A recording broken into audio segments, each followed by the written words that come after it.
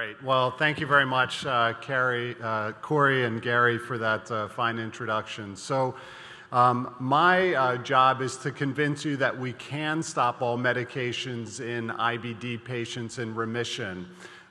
Before we get to that, I think that Tom and I probably at the end are going to probably agree more than disagree. So even though we like these debates, they have some color and flavor, I think at the end we'll probably agree more than disagree. But until then, I'd like to show you Tom's view on the world of treating IBD. So this is a pharmacist prescribing medicines and saying take one a day until either the prescription runs out or they release a new study, whichever comes first. So this is Tom Ullman. You're about to see him in a minute, but this is his approach to IBD management. Well, it's interesting. We wouldn't think that UPMC and Mount Sinai or Pittsburgh and New York would really have any competition at all. So based on the name, the story success of Mount Sinai, New York City, Tom's side of this debate, which should clearly be won, and I'm taking a page from Osher in that how can I argue that you should stop all medicines? But let's look beyond the name. So this is UPMC in Pittsburgh on a nice summer day, looking at the hills. So all those Pittsburgh people out there that I hear you clapping, thank you very much. And then on the same sunny summer day from Pittsburgh, Tom's rounding at Mount Sinai. And so again, I think sometimes name and reality perception is a little bit different. So why even have this debate? Why do we even talk about whether we should stop or continue medications? Well, we heard a lot of safety issues this morning and questions about safety and risk and benefit. Cost has also come up, and unless you live in the hole in the ground and haven't been hearing about some of the insurance and cost, and Tom, I will tell you that it takes a Frenchman to come to Mount Sinai to get you New Yorkers out of your bubble that you're living in, not to think about cost as an issue in terms of medicines long term. And aside from this issue, maybe there are patients who can actually stop all treatment and do well. And I think that this came up actually in the last discussion, and I think this merits a little bit of a question as well. And then finally, probably second to when you start a patient on a biologic, so for example, before I came out here, I was starting somebody on a biologic, and their first questions were safety. But the next question, even before we started them on that treatment, is when can I stop this medication? And then they have no idea how they're going to do and how their safety is going to look long term. So I'm going to start to bend your minds a little bit in trying to look at the data in terms of stopping treatment, because we're all into looking at induction and maintenance.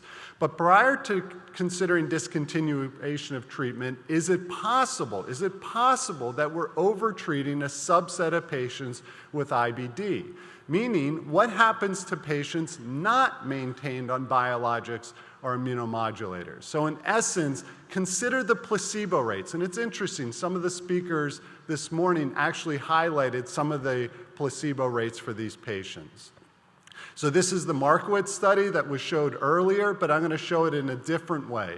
Patients induced on prednisone, but then placed in placebo out to the duration of study, 600 days, 50% were in remission without requiring 6 MPAs thiopurine.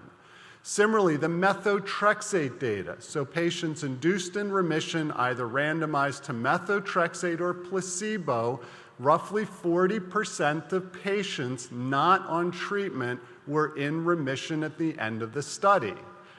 Accent 1, so now let's look at the anti-TNFs. Again, the numbers are lower, but these are patients brought into a remission, then not placed on treatment. And this is the side we don't think about much, but 20% of the patients maintained remission on no treatment.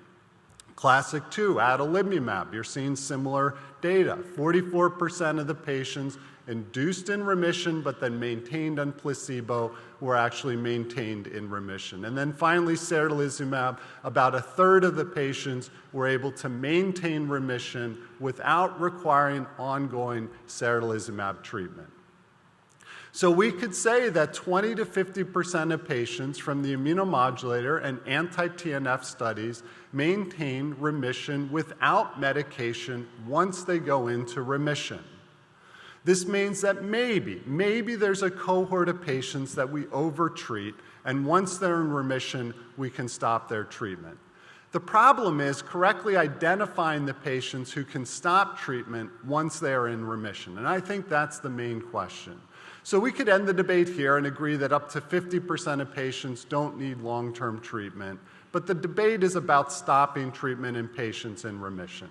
So let's consider three possible scenarios, and this theme came up quite a bit this morning. So in patients in combination, stopping the azathioprine 6-MP, continuing anti-TNF. The other scenario is stopping the anti-TNF and continuing azathioprine 6-MP. And then the final is stopping both. Now, there are no data at present, and I'll concede that to Tom, but at the same time, I'll give you my perspective on maybe the group, and I think Jean-Fred mentioned, maybe the group that needs more study in this area. So all the anti-TNF stop data to this point include adalimumab and infliximab and adalimumab. Most of the data are in Crohn's, but there are some ulcerative colitis studies. So what are the data in stopping azathioprine 6-MP in combination with anti-TNF? And I present three studies here. Now, I present a lot of data. I'm not going to go through each of the methodology of the studies. The references are in your syllabi, but at the same time, I think I just want to make the high-level points based on the results. So the first is the Van Asch study, withdrawal of immunosuppression in Crohn's disease-treated patients with scheduled infliximab maintenance, a randomized controlled trial. More than 6 months of combination treatment, patients were in remission, and they were randomized either to continuing the immunosuppressant with their anti-TNF infliximab, or discontinuing the immunomodulator with the anti-TNF infliximab. So infliximab was continued throughout. One group stopped azathioprine 6-MP, the other continued. And you can see that the clinical outcomes between the hashed lines, continuing immunosuppression, or the solid lines, discontinuing, was no different at 2 years, whether somebody was on combination or not. So moving on to the American Journal of Gastro study in 2010, predictors of infliximab failure after azathioprine withdrawal in Crohn's disease patients treated with combination treatment. This was a retrospective study. There were 48 patients, like the first that was presented, in combination in remission. Azathioprine was withdrawn in all of these patients, and infliximab was continued, so similar to what I presented in the first study. And you start to see eerily similar Kaplan-Meier curves. The majority of patients in this study, 73%, did not fail infliximab after they stopped their azathioprine, so maybe that's possible.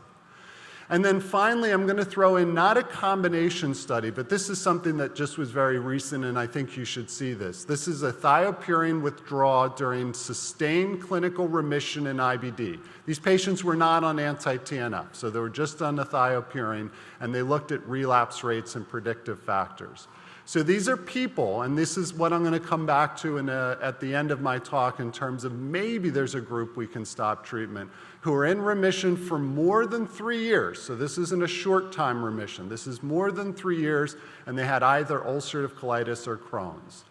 So they withdrew treatment. They looked at 11 different centers, so this wasn't just one center, and they looked at what happened to those patients.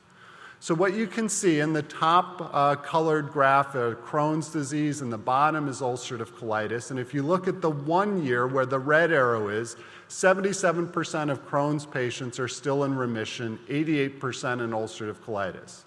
Well, you could say, great, what happens at 2 years? When you look out to 2 years, 37% of patients in Crohn's have come out of remission, compared to only a small percentage, 25% in ulcerative colitis. And if you look at the longer term, it's still over 50% of patients are still in remission long term off of treatment.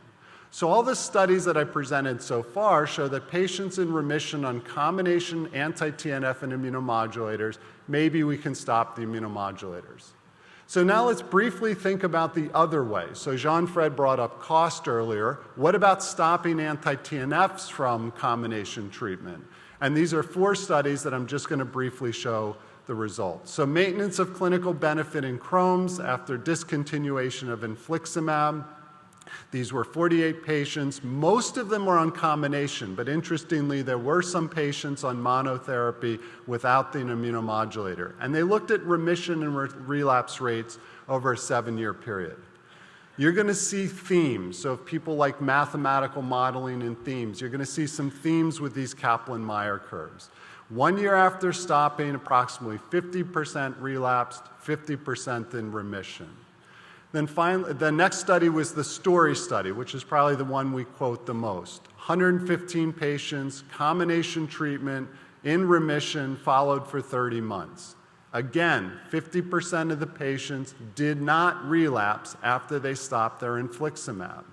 And so their conclusions were essentially 50-50. 50 relapsed, 50% did not. The interesting thing in this is that 88% were able to restart their infliximab, and that's probably because the background of azathioprine prevented some of the immunogenicity that we see. The Molnar study, this probably has the worst acronym of any study. This is called the RASH study, so if we were dermatologists, I guess this would be interesting. But this is looking at infliximab and adalimumab patients, most of the patients on combination treatment. And they looked at time to relapse. So again, what they found were that about 50% of patients avoided relapse. And they looked at things like predictors of relapse, smoking, steroid therapy, people who had been on their second or third biologic, dose escalation, and elevation in CRP. So we are starting to get some predictors about who we can possibly stop and who we can't stop. And they concluded essentially the same thing that the STORY study, and they were able to actually restart adalimumab or infliximab in 55% of patients. So the final of this group of studies is the outcome after discontinuation of infliximab in IBD patients in remission. So this is a more recent study, mix of Crohn's and ulcerative colitis.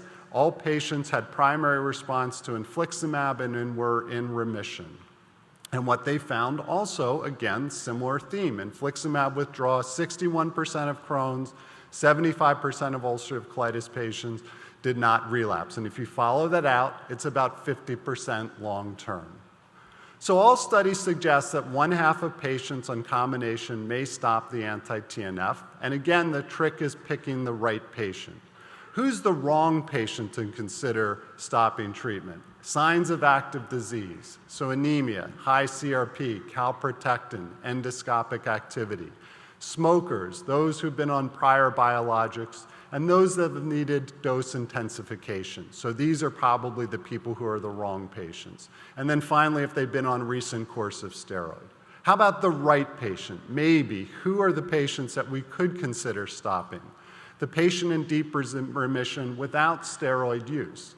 Do we have data on that? Well, it's interesting. The Step Up Top Down study did look at these patients long term. And what did they find? They found that 63%, 2/3 of the patients who had complete mucosal healing at 2 years, were able to be infliximab-free in remission by 4 years. So these are data that show that maybe deep remission is something that we can look at. So I'm going to put all of the data together in one table. If you were to look at the right side, the green, I think that's probably the most illustrative. And this looks at stopping immunomodulators, stopping anti-TNFs, and you see about a 50-50 chance of relapse in people who are in remission and stop. So I'm going to give you my thought on maybe this group of patients where we can stop everything. Deep remission for 3 years, no endoscopic activity, no objective signs of disease, normal histology, and non-smokers. And as I presented at the beginning of that talk, maybe there's a subset of patients we're over-treating, and maybe we should and can achieve long-term remission. And I think it depends how you look at this. So I'm going to just end with this before Tom comes up. When you consider who wins the debate, I just showed you a lot of evidence-based data. I tried to take a very scientific approach. And Tom's going to come up in a minute, and you probably don't know he's now the vice chair of medicine at Mount Sinai. So he has a very sales, administrative, marketing role. So this is a cartoon of Tom presenting the sales data and outcomes and going down. And you might not be able to read the little caption at the bottom, but it says, since this is a smoke-free building, we'll have to fool the shareholders with mirrors alone. So my final message is, don't be fooled by Tom's mirrors. Thank you very much.